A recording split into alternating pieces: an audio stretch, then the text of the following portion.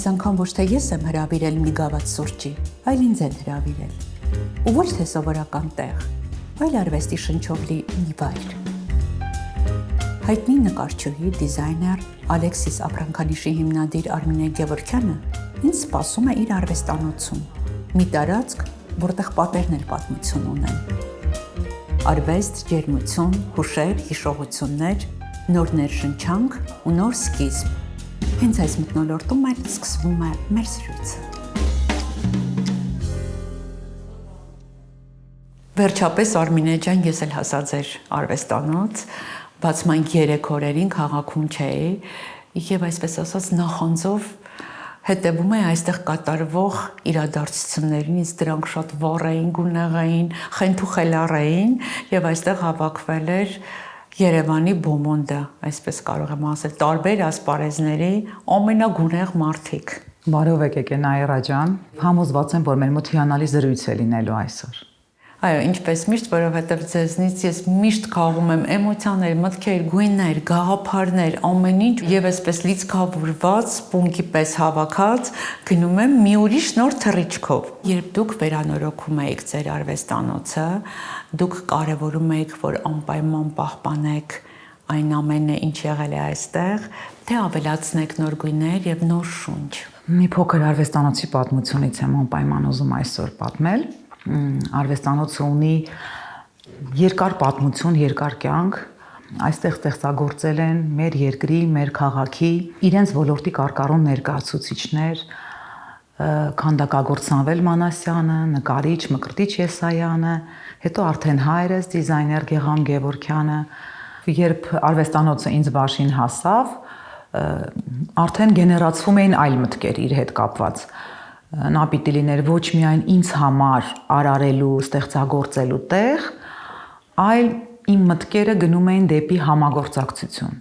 Ինչպես կարելի է ստեղծել մի տեղ, որտեղ մենք կարող ենք լինել միմյանց հետ ստեղծագործ, համագործակցող սկզբունքներ։ Եվ բացի վերանորոգելուց ես փորձում եի այս տարիների ընթացքում, իսկ վերանորոգումը բավականին երկար տևեց, ինձ թվում է երկար էր տևում, որպեսզի ես իմ մեջ հասունացնեմ այդ միտքը եւ պատրաստ լինեմ իմ հանձնառածը առաջ տանելու, որ վերաբացումը նաեւ լինի գաղափարի մասին։ Այո, հենց գաղափարի մասին։ Դե շատ սիրուն եք վերանորոգել, դե զարմանալի չէ, որովհետեւ նկարիչ դիզայների արվեստանոց է եւ ճիշտ օգտագործված է ամեն մի անկյուն։ Շատ ճաշակով, շատ սիրուն։ Ինքը փոքրիկ արվեստանոց է, որpիսի ինքը դառնա այն հարթակը, որը ես երազում եմ ունենալ, այստեղ պետք էր ամեն սանտիմետրի վրա մտածել, որpիսի ինքը մաքսիմալ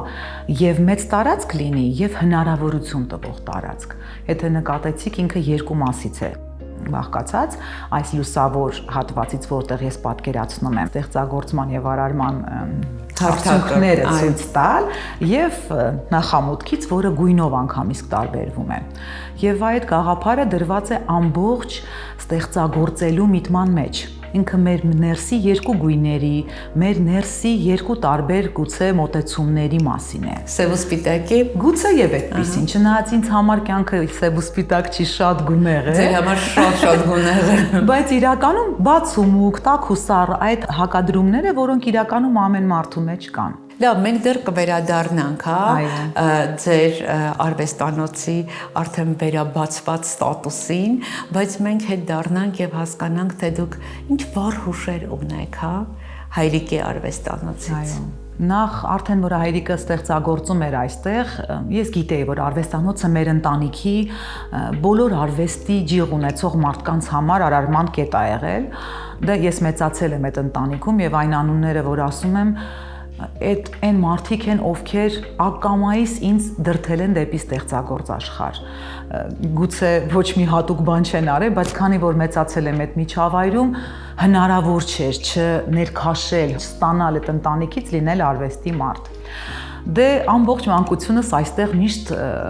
սենց բուրն աշխատանքներ են եղել, հայրս բավականին ակտիվ դիզայներ էր տարբեր ոլորտներում եւ մինչեւ վերջի տարիները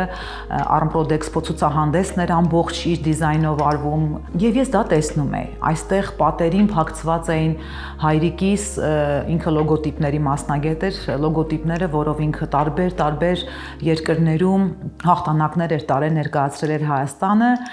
եւ այս պատերը ես չէի կարող թողել ոնց որ անտեր է առումով ու անընդհատ մտածում եի ոնց պիտի լինի որ ինքը մենակիմը չլինի դա էլ է կարծում եմ ինչ որ հասունության աստիճան երբ դու արդեն մենակ քեզ չես տեսնում գուցե դա տարիքից է գուցե դա մտածելակերպից է բայց ինձ համար հիմա արվեստանոցը մենակիմը չէ եւ եթե նկատեցիք անգամ այստեղ տեքստը որ գրված էր բացման հետ կապված շատ տպավորիչ շատ հուզիչ շատ համամարտկային տեքստ է, դե դուք մարդասեր մարդ եք եւ շատ հուզիչ է ու շատ կարեւոր է, իր մեջ շատ կարեւոր մեսիջ կա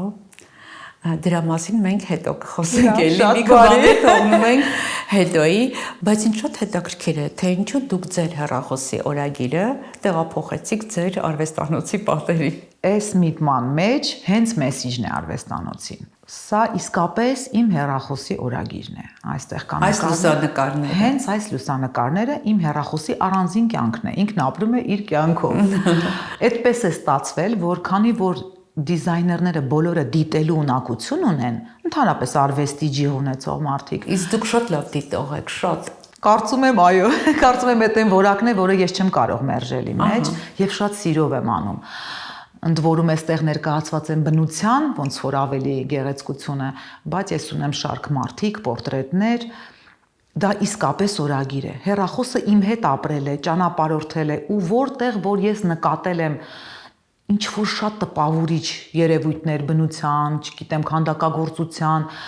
ինչ որ ինձ դուր է եկել գույնով, ինչ որ ինձ տպավորել է ոգեշնչել է այդ պահին, ուղղակի այդ օրագրի մեջ հավաքվել է տարիներ շարունակ։ Նկարներ կան 10 տարի առաջ եմ արել։ Եվ ինչու հենց այս նկարները եւ ինչու հենց հիմա, չէ՞ որ ես դա ժամանակին երկար հավաքում էի ուղղակի որպես սիրողական ալբոմ։ Արվեստանոցի գաղափարի մեջ համագործակցությունն է, բայց ինչ համագործակցություն։ Ոչ միայն մենք իրար հետ, այլ մենք մեր ներաշխարհի հետ։ Իմ խորին համոզմամբ ամեն մարդ, անգամ եթե ինքը արվեստի կամ արարող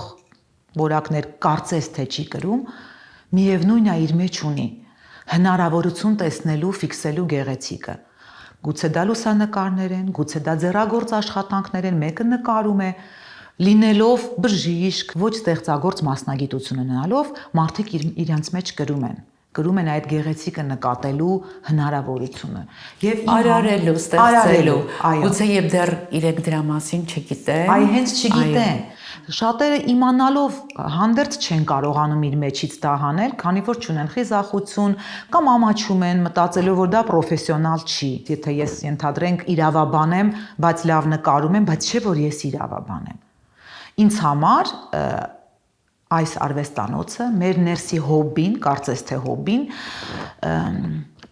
երես հանելու, ցուցադրելու, տեսանելի սարքելու տեղ է։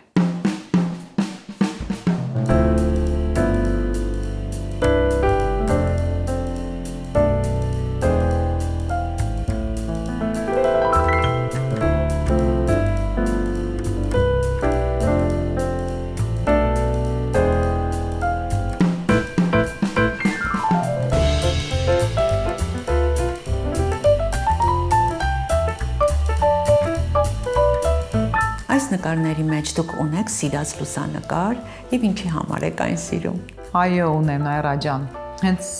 այս աջ կողմում ինձանից աջ ձեր մեջքի հետևում իմ ամենասիրելի շարքն է։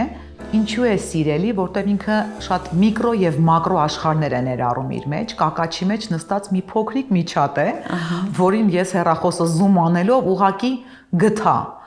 Եվ ինձ համար ինքը շատ խորհրդանշական է եւ ֆոտոշարքի հետ կապված եւ ընդհանրապես այս գաղափարի շուրջ, որ շատ բաներ կա, որ առաջին հայացքից մենք չենք տեսնում, բայց մի փոքր երբ ավելի ուշադիր ենք նայում, ավելի խորաթափանց ենք նայում, տեսանելի են դառնում միկրո աշխարհի ոնց որ ապրողը։ Իսկ կան լուսանկարներ, որոնք հատուկ ձեզ համար հիշողություններ են ամփոփում, բայց դիտողին առաջին հայացքից տեսանելի չեն։ կարծում եմ բոլոր լուսանկարները հիմա որ նայում եմ, անգամ չեմ իդենտիֆիկացնում, որ դա ես եմ արել, բայց երբ որ նայում եմ, հիշում եմ որտեղ է արված, կյանքիդ այդ շրջանը անպայման վերապրում ես, կան նկարներ, դա Գրիգոր Լուսավորիչ եկեղեցին է, որը 10 տարուց ավել առաջ եմ նկարել, բայց դա իմ տնից բացվող տեսարանն էր, եւ այդ ժամանակ ոնց որ նկարները կոչում էի իմ լուսամուտի տեսարանը, մայրամուտ էր, այդտեղ ուղակի անձրևային ամպեր են եւ մի շարք ամբողջ նկարել եմ միայն Գրիգոր Լուսավորիչ եկեղեցին, թե ինչպես է արևը նրա հետևով անցնում, մտնում, դուրս գալի, եկեղեցու արանքից արտացոլվում եւ ինձ համար շատ լավ հիշողություններ են կապված իմ տան հետ։ Դուք ուրիշներին ուղղված ձեր մեսիջում, հա, որ փակցրել եք արվեստանոցի պատին, ընդգծել եք տես բառը։ Այդ տես բառի կարևորությունը, հա, ձեր համար ինչու եք հենց այդ տեսը ընդգծել։ Տես բառը արտացոլում է հենց գաղափարը։ Տեսնել, տեսանելի դարձնել, նկատել, ռուսերեն բառը պրոյավիցը, կարողանալ մեր ներսում թաքնված, մեր արարող, կրեատիվ միտքը տեսանելի սարքել եւ մեր եւ մարդկանց համար։ Դա շատ կարեւոր միտում է եւ կարծում եմ, որ մեր ազգը լինելով շատ, իրականում շատ ստեղծագործ, շատ դեպքերում անտեսում է իր ներսում եղած այդ հնարավորությունը ցույց տալ։ Այս արվեստանոցի ուժը նաեւ քոնն է, որպես դրսևորվելու վայր։ Չէ՞ որ մեզանից յուրաքանչյուրի սրտում ապրում է երեխա, որը լավ գիտի արվեստի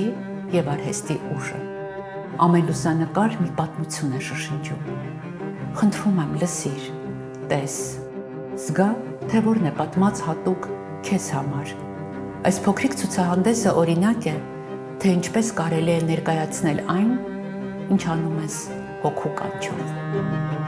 Ես նկատեցի, որ արվեստանոցի վերաբացման օրերին դուք հատուկ այդպիսի մի խաղ էիք այստեղ բեմադրել սպիտակ աթոռներով եւ դա երևի թե օգնում էր, ինչպես հասկացա, որ այլ ռակուրսից նայել եւ տեսնել, հա, այն ամենը, ինչ չենք կարողանում մեկ այլ ռակուրսից տեսնել։ Այո, չեմ սխալվում, չէ՞։ Չեք սխալվում, Նաիրա ջան, տեղադրել ենք աթոռներ, տարբեր ուղղություններով մեջքով իրար դրված, ինչի համար, երբ մենք փոխում ենք մեր դիտակետը, դիտանկյունը, նաև փոխվում է այն, ինչ մենք տեսնում ենք այդ պահին։ Դա ուղղակի sense ալեգորիկ խաղ էր, որի միջոցով մենք փորձում ենք մեր հյուրերին ցույց տալ, որ դուք կարող եք անգամ ֆիզիկական մարմնով դիրքը փոխելով տեսնել մի նոր, բացել ձեր համար նոր դիտանկյուն եւ նոր ձևով տեսնել շատ պարզ եւ սովորական բաներ։ Ես ինչպես հասկացա, բոլոր այն մարդիկ, ովքեր իրենց ներսում ունեն ստեղծագործելու, արարելու կոդեր, պետք է գան եւ այս պատերի ներսում, հա, պետք է դուք օգնեք, իսկ դուք ինչպես ասացի, շատ լավ դիտորդ եք եւ շատ լավ ոգեշնչող, պիտի օգնեք, որ իրենք փոխեն իրենց դիտակետը։ Կարող է շատ sense բարձր հնչի։ Ամբիցիոզ է, քիչ հնչում։ Գիտեք, երևի գալիս է մի տարիք, որ կարելի է նաեւ ամբիցիոզ լինել, հա, թույլ տալ այսպիսին լինել։ Իմ մեջ ինչու, եկեք միջակետ դրեք, ես շարունակեմ, որովհետև տարիներ շարունակ դուք շատ լավ ոգեշնչող եք եղել բոլոր սկսնակ արվեստագետների համար։ Ինչպես ասում են, դուք այսպես կամած իրենց հրում եք եւ իրենք արդեն հասնում են ինչ-որ մեծ արդյունքների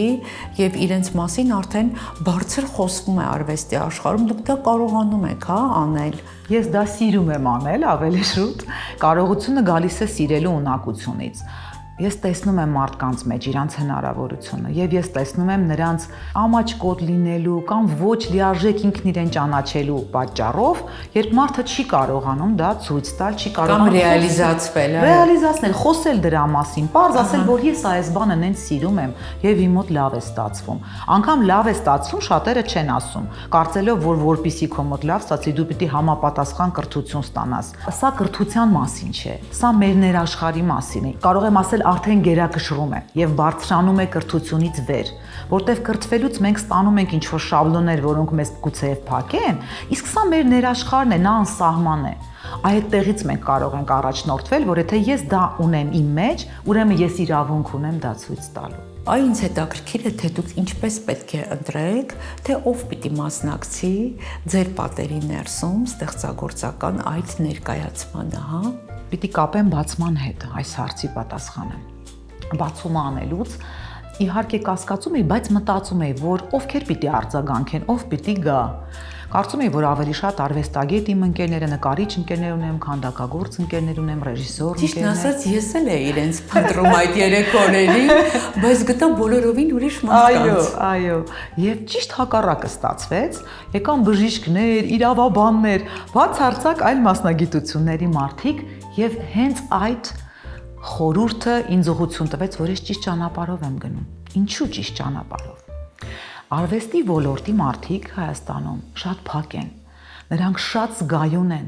Նրանց եւ աշխարհի միջև այդ պատնեշը շատ բարակ է եւ նրանք ամեն փոքրիկ վիբրացիա նրանց կարող է հունից հանել։ Նրանք պատրաստ չեն հեշտությամբ գնալ համագործակցության։ Եվ հենց այս խորհուրդը նշանակում է, որ ճիշտ ժամանակն է սրանով զբաղվել, որ եկել է հենց այդ պահը, որ մենք պետք է միանանք իրար։ Այո, միացնենք միտքը, միացնենք հույզերը, միացնենք էներգիաները, չէ՞ որ մենք ունեցել ենք վերնատուն։ Ես քայլում էի ընկերներիս հետ ու ամեն օր էի քայլում դեպի Երևան հյուրանոցի սրճարանը, որտեղ նստած էր բոհեմը, հա, շերենցներ նստած, ֆրունսներ նստած, բոլորը նստած էին, մենք էլ տեղավորվում էինք ամենամոտ սեղանին եւ ականջի ծայրով լսում բոլոր խոսակցությունները եւ ռիսկավորված դուրս էինք գալիս։ Հիմա այդ մթնոլորտն է մեզ պակասում։ Միանգամայն իրավացի եք Նայրա ջան, ուզում եի հենց այդտեղ բերեի խոսակցությունը։ Եվ գիտեք, ես կարծում եմ, որ յուրաքանչյուրը իր մեջ ունի մենակության այդ զգացողությունը։ Այո։ Մեծ քաղաքի մեջ մենակ մնալու, հարաբերությունների մեջ մենակ մնալու եւ բրավո ձեզ, որ դուք թելի ծայրից մի տեսակ բռնել եք։ Եվ ուզում եմ այդ թելի ծայրից բռնելով, հասկանալով, թե ինչքան նուրբ ներքին աշխարհ ունի արվեստի մարդը, ուզում եմ անպայման ջանք դնելով նրան բերել։ Գուցե դա ինչ-որ այսպես հնչի հիմա ոչ ճիշտ, ինչու ջանք դնելով։ Ամեն երկիր ունի իր էլիտան։ Հա, ոնց որ ասում եք այդ վերնախավը։ Էլիտան չի ձևավորվում այն մարդկանցով, ովքեր ֆինանսական հնարավորություններ ունեն կամ նրանց մենք ճանաչում ենք, էլիտան դա այդ ազգի հոգին է։ Գաղափարի մարդիկ են։ Գաղափարի մարդիկ են, ստեղծագործ մարդիկ են, անկախ մասնագիտություններից նորից եմ նշում, կարա ստեղծագործ բժիշկ լինի, կարա ստեղծագործ իրավաբան լինի, կարա ստեղծագործ բանվոր մարդ լինի, նա իր մեջ կարող է շատ ուժեղ ստեղծագործական ջիղ ունի, եւ հենց այդ մարդկանց բերել համագործակցության եւ շփման, դա ձևավորել երկրում էլիտա, նոր էլիտա։ Մենք ունենք կենսական շատ մեծ կարիք ձևավորելու այդ էլիտան։ Այդ են մարդիկ են, ովքեր պետք է իրար հետ արարեն, ստեղծեն երկրում առանցք։ Սա իմ հիմնական գաղափարն է, որը ես շատ ուզում եմ կյանքի կոչեմ եւ ջանք չեմ խնայելու, անհատապես կանչելու եմ նրանց, անգամ եթե նրանք 1, 2, 3 անգամ չգան, հրաժարվեն, միևնույն է։ Ես շարունակելու եմ նրանց հրավիրել, ես ամեն անգամ ջանք չեմ խնայելու, որպեսզի այդ մարդիկ գան եւ փորձեն նոր որակով արտահայտվել։ Իսկ ձեր ստեղծագործական եռանդը ավելանում է, երբ դուք ներշնչում, ոգեշնչում եք մյուսներին։ Իհարկե, այո։ Առաջին հերթին, երբ դու փորձում ես ոգեշնչել, ոգեշնչվում ես ինքդ։ Արտաքին ոչ մի բան չկա, պիտի քո ներսում այդ կրիչը լինի, որ դու կարողանաս մեկ ուրիշին հաղորդել։ Երբ դու տեսնում ես ոնց է ինքը ոգեշնչվում, ինքը վերադարձնում է քեզ այդ էներգիան եւ ստացվում է իմ ասած համագործակցությունը։ Նյութականացված դուք ինչ եք այստեղ ուզում տեսնել։ Ես չեմ անջատում։ Առարկայական։ Այո, ես չեմ անջատում, չեմ տարանջատում նյութականը, արվեստը, ստեղծագործականը, դա բոլորը մի էներգիայի տարբեր ոնց որ արտացոլումներ, դրսևորումներ են, ինչու՞ չէ։ Մարդիկ կան, որ մտածում են, որ եթե դու արվեստի մեջ ես, դու պետք է քո աշխատանքը մոնետիզացիա չանես։ Ոչ, այդպես չի, քանի որ մարդուն շատ ոգևորում է, երբ իր աշխատանքը, իր պրոդուկտը կարողանում է գտնել իր տեղը եւ նա դրա տեղը ստանում է ֆինանսական էկվիվալենտ։ Այսինքն ֆինանսական էներգիա, նա վերադառնում է իրեն եւ ինքը կարողանում է շրջապտույտ կատարել։ Եվ այդ էներգիայի շրջապտույտը շատ կարեւոր է, որ շատ կարեւոր է։ Չի կարելի անտեսել դա։ Դա հզոր էներգիա է, ֆինանսական էներգիան ոչ պակաս էներգիա է, քան ծառայմանը, եւ նրանք իրար հետ պիտի լինեն շրջապտույտի մեջ ավելի շուտ։ Դուք օգնելու եք այդ շրջապտույտին մեծ սիրով։ Ես համարում եմ, որ այն բաները, որը դու արդեն անցել ես որպես դպրոց քո կյանքում, դու իրավունք չունես չհաղորդելու։ Այն գիտելիքները, որ ունես։ Այո։ Այլապես դու կզրկվես հնարավորությունից լինել ստեղծագործ մարդ։ Իսկ ինչ արժեք եք ուզում, որ այս ծրագիրը թողնի մասնակիցների եւ այցելուների համար։ Ամենակարևոր արժեքը որը պակասում է մեր ազգին եւ ես համոզվել եմ ուղակի իրար տեսնելու, իրար ոգեշնչելու, իրար հետ արարելու սկզբունքն է։ Ամենակարևոր բանն է, որը մենք կամ դեռ չունենք, կամ ունեցել ենք, մոռացել ենք, պիտի վերականգնենք, ինչևից է այս պահին չունենք։ Եվ դա շատ կարևոր որակ է, քանի որ միասնականության եւ առանցքայինության հիմնական գործոնը դա իրար հետ համարարումն է, համաստեղծագործությունը։ Ինչ է սպասվում մասնակիցներին այս սիրուն պատերի ներսում։ Սիրուն պատերը մեզ պիտի բերեն իրականում աշխատանքային process-ի։ Սա ինչ որ բուտաֆոր վիճակ չի, որ մենք պիտի այնքան որ աչոտ տանք, որ սա արվում է։ Իրական աշխատանք պիտի կատարվի։ Որովհետև դուք արվեստանոցում շատ կարճ մի ընթացք եք չէ ունենում ստեղծագործելու, բրոշներ ստեղծելու։ Այո։ Առավոտից երեկո դուք այստեղ չեք տքնում։ Չէ։ Նախ Ալեքսիսը իմ համար բացարձակ տքնելու ինքը իմ համար ստեղծագործ ուղղակի իմ սրտի աշխատանքն է, որը ինձ միայն երջանկություն եւ ուրախություն է բերում, որը ես փոխանցում եմ նրանց, ովքեր կրում են զարդերը։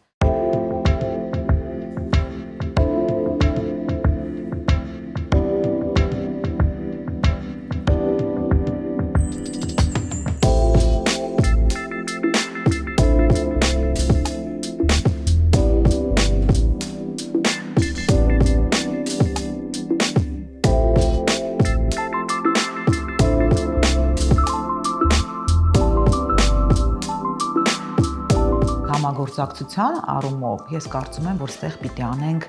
աշխատանք։ Պիտի անենք մաստեր կլասեր, պիտի ներկայացնենք մարդու գործը, պիտի տեսանելի դարձնենք նրա ներաշխարհի արտացոլանքը։ Հրաշալի իդեա է, որովհետև քաղաքում քիչ կան վայրեր, եթե կան այդ վայրերը, դրանք շատ ամբիցիոզ են, սրահները, հա, եւ մարդը կվախենա, հա, սկսնակը գնա եւ միանգամից ներկայանա այդ սրահում, ձեզ մոտ ջերմ տաք միջավայր է եւ հետո կաք դուք, ով լավագույնս է ներկայացնում։ Իրականում այդպեսի շնորհ ունեմ, ընդհանրապես ես զգում եմ մարդու ներաշխարհի մեջ թաքնված հատվածը եւ այ որ ասում եմ մաստեր կլասեր, ես ուզում եմ օգնել ներկայացնել։ Շատ կարևոր բան է։ Այստեղ լինեն մաստեր կլասեր, այստեղ լինելու են փոքր դասախոսություններ, բժշկական ոլորտի հանդիպումներ, կանանց հետ կապված։ Ես վարելու եմ հագուստի եւ ոճի հետ կապված, որը որի մասնագիտության հիմնական հատվածն է, ինչպես կրել աքսեսուարներ, ինչպիսի կառուցվածք ունեցող մարդիկ ինչպես պիտի հագնվեն, գույնի ճաշակի կուլտուրան, որը շատ մի քիչ խալխլվել է վերջի տարիներին։ Մենք շատ ենք այդ սպորտային եւ հարմարին անցը եւ ես ուզում եմ կանանց վերադարձնել անհարմար հագուստը, որը որ իրանց հաղորդելու է կանացիություն։ Հա, իդեպ դուք նկատեցիք իմ բրոշը։ Իհարկե, այո։ Գիտեք, չէ, ես մինչև Ալեքսիսի իմ այս բրոշը երբևիցե բրոշ չեմ կրել եւ իմ աքսեսուարների մեջ բրոշը բացակայում էր, բայց դուք ստիպեցիք, որ ես վերանայեմ իմ վերաբերմունքը եւ ձեր բրոշները իմ կերպարին մի տեսակ ինտրիգ են ավելացնում։ Ես երջանիկ եմ ուղղակի, երբ տեսնում եմ, որ կրում են զարդերը, հատկապես որ նրանք ունեն խորհուրդ։ Նրանք չունեն անտարբերություն, նրանց մեջ կա միտք, նրանց մեջ կա խորհուրդ եւ հատկապես երբ դա ուղղված է կոնկրետ մարդուն։ Էլ ինչ է լինելու այստեղ։ Այստեղ լինելու են նաև զարդերի պատրաստման մաստեր կլասեր, որոնք ես կվարեմ եւ երիտասարդների համար, հատկապես աղջիկներին վերաբերվում, որտեվ համարում եմ, որ այդ ձեռքի մոտորիկան երբ որ զարգացած է, զարգանում է մարդու ուղեղը նաև, դա ես չեմ ասել, եւ շատ կարեւոր է, որ ձեռքի հմտությունները կանայք կարողանան կիրառել, որտեվ շատ դեպքերում կնոջ կյանքում լինում են ժամանակ, երբ ինքը չի աշխատում, տանն է լինում, երեխա է խնամ, եւ այդ ժամանակ օգնական միջոց է դառնում այդ ձեռքի շնորհքը գործելու հնարավորությունը, կարելու, ստեղծագործելու շատ օգնում է նրան այդ ժամանակահատվածում։ Շատ լավ, ես հասկացա։ Տաքուկ ջերմ կրեատիվ, գեղեցիկ արվեստով լի միջավայր, որտեղ գալիս են մարդիկ ներշնչվելու, որտեղ կա եւ ժամանցի տարը, եւ կա սովորելու տարը, եւ կա դրսևորվելու տարը։ Մի խոսքով շատ լեցուն միջավայր եք մեզ նվերարել։ Հենց այդպես եմ ուզեցել անել։ Կարծում եմ, որ ստացվել է եւ ստացվելու է։ Ես ջանք չեմ խնայելու, անընդհատ կանչելու եմ, հրավիրելու եմ նրանց, ովքեր անգամ պատրաստ չեն, քանի որ ես հիմա կարողանում եմ դա անել, որտեվ ես էլ եմ նոր պատրաստ դառել։ Չէ, որ եթե սա կարողանայի տարիներ առաջ անել, արվեստանոցը նորից կար, ես պատրաստ չէի։ Եվ ես համարում եմ, եթե ես պատրաստ եմ, ես իրավունք չունեմ լռելու։ Եվ շատ ուզում եմ, որ նրանք, ովքեր պատրաստ չեն, գան եւ իրանք է պատրաստ լինեն։ Գիտեք, մի կնոջ հետ է այս վերջերս զրուցում, coach։ Ինքը ասում էր, որ ես տարիներ շարունակ Աստծուց մտնում էի եկեղեցի եւ խնդրում էի բաներ, որոնք այդպես էլ չէի ստանում, որովհետեւ դրանք խնդրում էի բացառապես իմ համար, բայց հետո խնդրում էի ավելի անհաստ թվացող բաներ եւ ստանում էի, որովհետեւ դրանք խնդրում էի մյուսների համար։ Երևի թե դուք կյանքի ճանապարհով եկել հասել եք մի կետի, որ պատրաստ եք տալ մյուսներին։ Ինձ թվում է, որ Եվ ինձ թվում է Աստված շռայլորեն մասնակցելու է դրան, որովհետև դուք դա ուզում եք մյուսների համար։ Կարծում եմ, որ առանց Աստծո ընդհանրապես հնարավոր չի ոչ մի տեղ գալ եւ առանց Աստծո հովանավորությամբ հնարավոր չի ոչինչ ստեղծել, հատկապես արարել, որտեղ դա աստվածային սկզբունքն է արարելը։ Արարիչ, մենք հենց դրա համար ենք ասում, եւ եթե նա մեր մեջ դրել է այդ սերմը, պահանջելու է, որ մենք նրան ջրենք եւ աճեցնենք։ Եվ հենց այդ պատճառով ես քանի որ հիմա պատրաստ եմ դա անել, իմ մեջ գտել եմ այդ ուժը, խիզախությունը լինել այդպիսին, ու շատ ազգերում ասում են մենթոր, բայց ես ուզում եմ ասեմ ոգեշնչող մարդ։ Երջանիկ կլինեմ, որ իմ առջևում լինեն այն մարդիկ, ովքեր պատրաստ են։ Հիմա հիշեցի վերջերս մեր զրույցներից մեկը, երբ ես սկսեցի բողոքել, որ մի տեսակ Երևանը կորցրել է եւ իր դեմքը, եւ իր քաղաքային միջավայրը, եւ իր քաղաքային մշակույթը եւ քաղաքի մարդկանց, եւ ես փակվել եմ իմ տանը, նայում եմ աշխարհի բոլոր ֆիլմերը, կարդում եմ բոլոր գրքերը եւ չեմ ուզում դուրս գալ, եւ դուք ինձ լայն ժպտացիք եւ ասացիք, բայց չէ որ քո դուրս չգալով նաեւ կորում է Երևանից եւս մի երևանցի, մի մարդ, ով մշակույթի մի մասն է եղել եւ ամեն մեկի դուրս չգալով միգույն պակասում է քաղաքից, հետո զարմանում ենք, թե ինչպես քաղաքը կորցրեց իր մարդկանց։ Հիմա դուք մի տեսակ այստեղ հավաքում եք մարդկանց եւ մի գեղեցիկ միջավայրում միավորում եք բոլորին, որ մարդիկ իրար չկարոտեն, հա, տեսակի խնդիր չլինի մենակության։ Այո, այդ տեսակը կա։ Այ ամեն մեկը փակված է իր տան մեջ, բայց գուցե քաղաքին մենք ենք պետք, քաղաքին դուք եք պետք։ Ոչ թե քաղաքն է մեզ պետք, այլ մենք ենք պետք քաղաքին։ Նրան անհրաժեշտ են այդ գունավոր մարդիկ, նրան անհրաժեշտ են որակ կրող մարդիկ։ Եվ երբ որ մենք փակվում ենք, մենք զրկում ենք մեր քաղաքը, մեր երկիրը, ինչու՞ չէ աշխարհը, մեր գույներից, մեր աստվածային, աստվածատուր գույներից։ Ես ինչպես տեսա, ինչպես եւ որ պետք էր, Ալեքսիսը այստեղ արվեստանոցի մի անկյունում իր պատվավոր տեղը զբաղեցրել է, բրոշները սիրուն, իրենց գունային շեշտադրումներով պատերը գեղեցկացրել են։ Մենք շատ ենք խոսել Ալեքսիսի մասին, բայց ինձ հետաքրքիր է, հա դուք ամենաշատը ինչն է կարևորում բրոշների ստեղծման ժամանակ։ Զարդերը այստեղ հենց այնպես չի անկյունում դրված, որպիսի գաղափարը ամբողջական լինի։ Սա այն ձեռքբերումն է, որը ես ունեմ արդեն 25 տարի եւ հիմնական գործն է իմ կյանքի։ Ես իրանց դրել եմ անկյունում, որպեսզի ցուցադրեմ այն, ինչին որ այդքան ժամանակ տեղ չեմ տվել։ Հիմա նկարներն են ավելի մեծ տեղ գրավում արվեստանոցում, բայց զարդերը միշտ կան։ Նրանք իմ հիմնական սերն են, իմ հիմնական աշխատանքն են եւ իրանց ստեղծելուց ես ուղղակի երջանիկ եմ։ Եվ ամեն հավաքածու ստեղծելուց ոնց որ մի հատ նոր երջանկություն եմ վերապրում, քանի որ նրանք ստեղծում են շատ ինքնաբուխ, շատ։ Ես իրանց չեմ ուղղորդում, իրանք են ուղղորդում ինձ։ Իրանք են հաղորդում, որ գալիս է սրա ժամանակը։ Եվ բացման օրը ներկայացված էր արև հավաքածուն, որը որ նաև շատ խորհրդանշական է, քանի որ լուսանկարների մեջ է մեծ տեղ են տվել արևին, հա, այդ հայկական անուշ արևին, որը մեր նկարիչների պատկերներում գոյություն ունի վառ, օրանժ, դեղին գույներով, հա, մեր սարյանական գույներով։ Ինքը շատ հայկական է այդ արևը։ Մի բան ասեմ, դուք էլ եք ձեր կերպարով արև, վառ գունեղ, օրանժ դեղին, արև մարդ։ Կան նյութեր եւ կան գույներ, որոնք հավաքածուից հավաքածու միշտ կան եւ դուք երբեք դրանցից չեք հրաժարվի։ Քանի որ երկար տարիներ ինքս չեմ կարողացել կիրառեմ իմ հագուստի մեջ շատ վառ գույներ, ու հասկացել եմ, որ ես մերժում եմ մի հատ մեծ սպեկտր գունային, Դե հայերը սիրում են, չէ՞, տենց սև, ինչ որ կոնտրաստային հագնել, այն մեր ասած սև ու սպիտակը, որ սկսեցինք խոսակցությունը։ Գիտեք, մի բան ասեմ, ինձ թվում է, որ ձեր մաստեր կլասերից հետո իրենք կսկսեն գույն հագնել մի շարք պատճառներով, բայց երևի թե մի շատ կարևոր պատճառով, որ իրենք կարողանան ճիշտ եւ գրագետ խառնել գույները եւ չեն վախենա գույնից։ Ընդհանրապես գույնը դա խաղ է։ Եվ ընդհանրապես հագուստը, fashion ոլորտը ինքը խաղ է։ Կամ այդ խաղի օրենքները գիտես ու օգտագործում ես, կամ քեզ հանում ես այդ խաղից ու մնում ես տենց շատ խեղճ պալիտրայի մեջ։ Վախենալ չի կարելի ընդհանրապես։ Այդ խաղը իսկապես խաղ է։ Զարդերի մեջ օգտագործում եմ բոլոր գույները, որոնք այդ պահին զգում եմ անհրաժեշտ են։ Ես երևի թե նոր եմ սկսել վարդագույն գույնը կիրառել, բայց իմ համար ինքը հենց վարդի է այդ անուշ վարդագույնն է,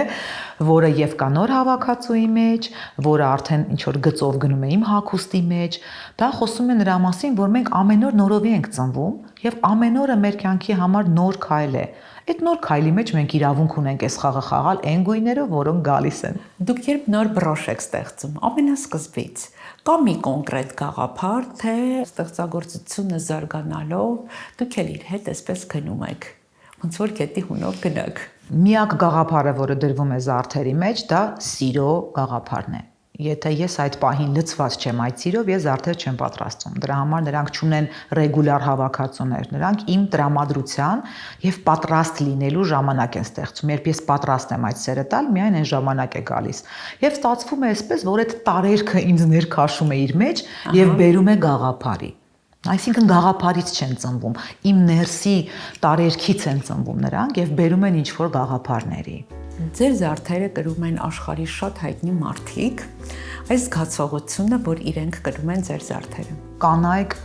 բոլորը հավասար են իրականում, որտեվ կինը իմ համար շատ լուրջ ոգեշնչման աղբյուր է,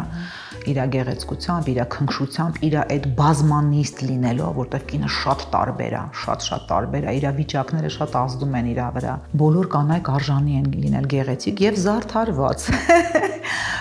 Իհարկե, որ նոր է սկսում ստեղծագործել, դա շատ պատիվ է բերում, որ նման կանայք են կրում,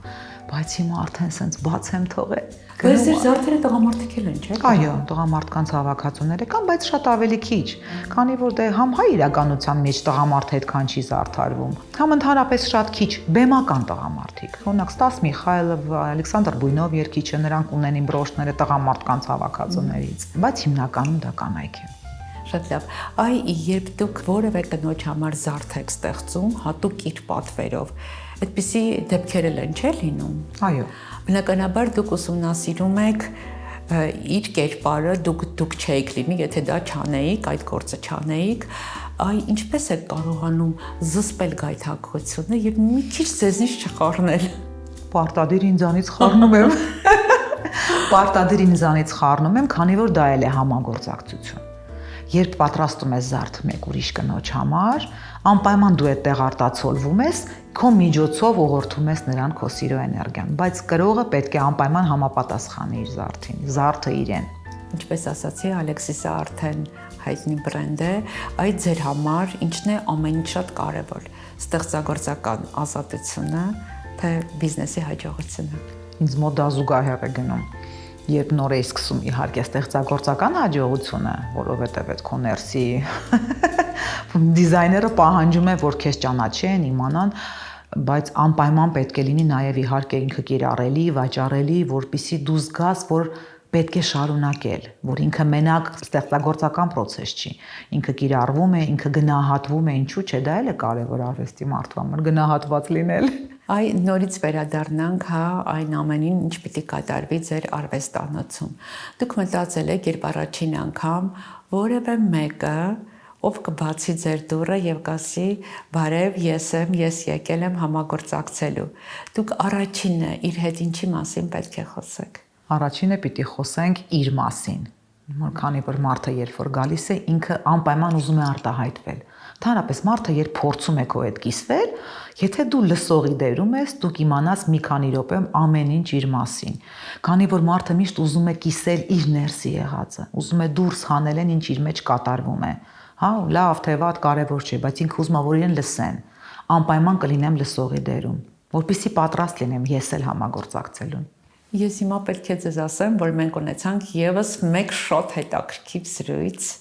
շատ ջերմ, շատ սիրուն։ Դա գուցե եւ այս արվեստանոցից է, ես շատ արվեստանոցներում եմ եղել, բայց այստեղ մի ուրիշ հարթություն է։ Եվ մի տեսակ դու այստեղ ոնց որ սենց լողաս եւ պատրաստ լինես նաեւ թռիչքի, չգիտեմ, ամենատարբեր զգացողություններ եմ ունենում, բայց ամեն անգամ դուրը փակում եմ, ես էլ ներշնչված եւ ինչ որ մի նոր շատ կարեւոր բան անելու պատրաստ, այնպես որ ես վստահ եմ, որ այստեղ դուք կունենաք մեկը մեկից նոր հաջողություններ եւ մեր հանդիպումը մենք փակենք բլիցով, դեմ չեք, չէ՞։ Ոչ, իհարկե։ Եթե կարողանայիք մեկ գույնի մեջ փաթաթվել, որը կընտրեիք եւ ինչու։ Վարդագույնը։ Եվ ինչու, որովհետեւ վարդի գույն է։ Որ առարկան է ձեր տանը, ամենաշատը պատմում ձեզ ձեր մասին։ Հայելին։ Եթե հնարավորություն լիներ մեկ շաբաթ ապրել ձեր լուսանկարներից մեկի մեջ պատկերված մեկ կադրում, որը կընտրեիք եւ ինչու։ Կընտրեի Գրիգոր Լուսավորիչ եկեղեցու այդ պատկերը, քանի որ դա իմ տան լավագույն տարիներից բացվող պատկերներ։ Եթե ձեր լուսանկարները խոսեին, մեզ ինչ կպատմեին։ Կպատմեին սիրո մասին։ Սիրո դեպի հայրենիք, դեպի բնություն, դեպի մարդ, դեպի արարիչ։ Աշխարհահռչակ որ կնոջ համար կուզենայիք բրոշ ստեղծել, ինչպիսին կլիներ այն եւ ինչու։ Մեծ սիրով կստեղծեի զարդ Մոնիկա Բելուչիի համար, քանի որ ինքը իմ համար կնոջ եւ արժանապատիվ մեծացող կնոջ վառ կերպար է եւ անպայման կուզեի, որ դա լիներ ինչ-որ կարմիր կակաչ։ Եվ իհարկե վերջին հարցը մեր ավանդական։ Եթե հաղորդագրություն ուղարկեիք 18-ամյա Արմինեին, ինչ կգրեիք։ Վստահիր ինքդ քեզ եւ առաջ գնա։ Հրաժեշտին արվեստանոցի էներգոփոխանակության բանաձևով իմ սիրո ու ջերմության էներգիան ուղղեցի մեկ ուրիշին եւ վերցրի իմ բաժինը։ Հենց այս օղակման շղթայման մեջ է սիրաթաթախվում եւ սիրականգուն մնում մեր մոլորակը։